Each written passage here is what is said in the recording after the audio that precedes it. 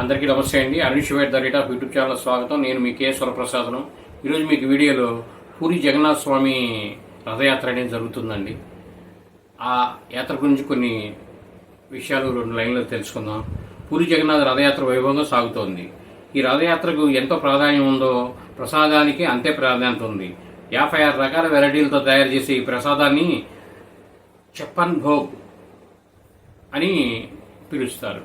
చెప్పన్ భోగ్ అన్నము, కిచిడి, పూరి, మల్పువా, రసగుల్లా, బాదం, కొబ్బరి నీళ్లు, జిలేబీ, పకోడా, పాలకూర, భుజియా వంటివి నివేదన చేస్తారు.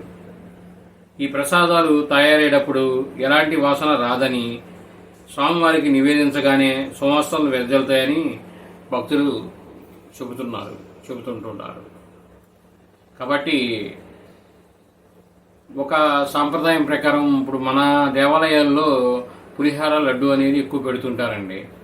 తమిళనాడు సైడు కొన్ని దేవాలయాల్లో లడ్డు ప్రసాదం పెడతారు. కొన్ని రకాల చక్రాలని, చెక్కలని, మినప్పిండి చెక్కలని అలా పెడుతుంటారు తమిళనాడు దేవాలయాల్లో. ఇలా పూరి జగన్నాథ స్వామికి ఈ రకాలన్నీ వారు ఎన్నో ఏళ్ల సంవత్సరాల నుంచి చేసేది. అది అలా అలా అలా వచ్చి ముందుకు వెళుతుంది. అది ఆయన ప్రీతికరమైన ఆహార పదార్థాలు కాబట్టి వారు అన్ని రకాలు చేయగలుగుతున్నారు. ఈ వీడియో మీరు పూర్తిగా చూసినందుకు ధన్యవాదాలు.